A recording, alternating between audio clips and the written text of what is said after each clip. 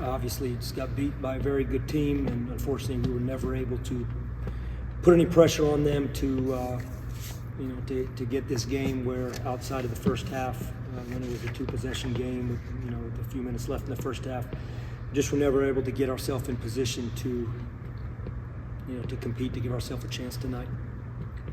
Coach, 17 turnovers in their fast break. I mean, obviously, key going in. Just did that not really give you guys a shot? This is the number one factor is our turnovers tonight. Again, I said it last year at their place. We had a 10-point lead at halftime, and we turned the ball over. I believe, and I have to go back and look, I believe it was like 19 times.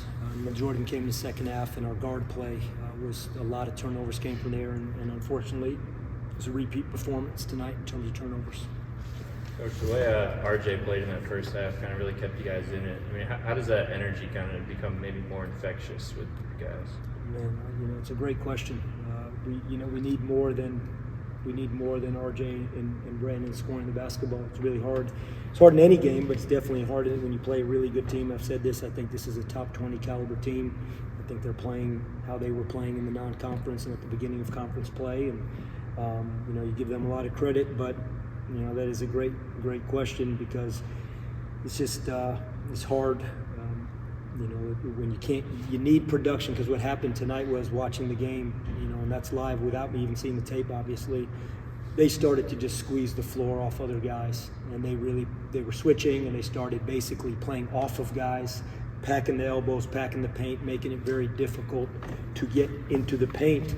And what happens is that just allows basically it's almost like it's not quite a double team, but it's almost like a 1.5 on a guy like RJ or a guy like Brandon, because they basically use like a rover type that's not guarding guys, and they can really just pack the area where those guys are on the court. So give them credit for doing that, but that's when other guys got to step up and got to make wide open shots, because if you make 1 or 2 wide open shots and they're playing like that, chances are they'll change that style of defense, and so that hurt us tonight.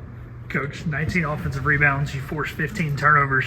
Obviously, you're disappointed, but how much easier is it to bounce back when you at least played with a lot of heart and it just was a lack of execution? Oh, I don't know if that makes the bounce back any easier. I think that's a really disappointed locker room and a disappointed coaching staff right now. I think we felt like our preparation was there for this game. And again, you give Memphis credit. I mean, they were dynamic tonight. I mean, even when we guarded well, some of the shots that they were making, their speed and transition is really something else.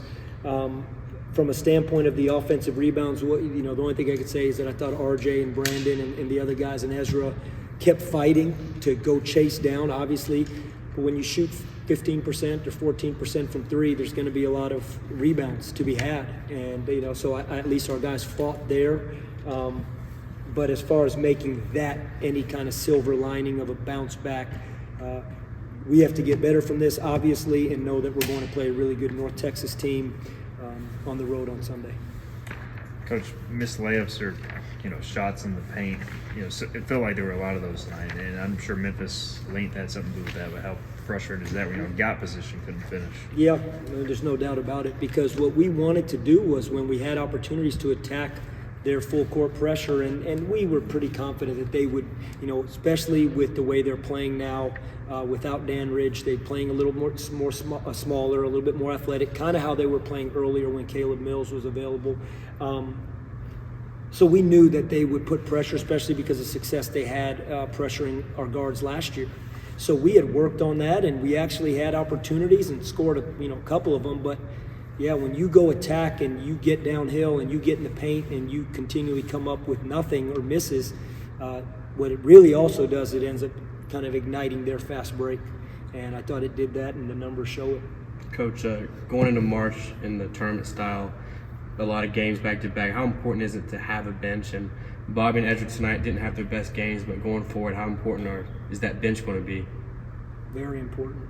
And I thought it was obviously something tonight that we couldn't get anything out of it. We couldn't get the play we needed to stay in the game. We went to our bench, and that's why we ended up shrinking the rotation so much. And I give those guys credit. In terms of the guys that were in there, they were trying to guard full court and guard and attack downhill, and you're down double digits. There's a lot of effort that goes into that, and I thought our guys tried to compete with that.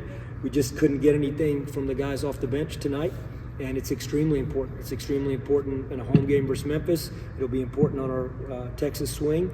The next 2 games, it'll be important versus the Charlotte game when we come back home, and obviously, as you're alluding to, when we go to Fort Worth, it'll be extremely important. So we just talked about that in there, and there's opportunity for guys to step up because clearly nobody depth-wise has stepped up and claimed consistent minutes off the bench where we can count on it. Coach, how do you approach the pretty quick turnaround for a long trip in terms of trying to really improve from this game, but also stay healthy, get guys rested? Yeah, we got to do what we would do in terms of getting better from this game. There won't be a ton of similarities from the way North Texas and Memphis play. It's a little bit of a different style, obviously.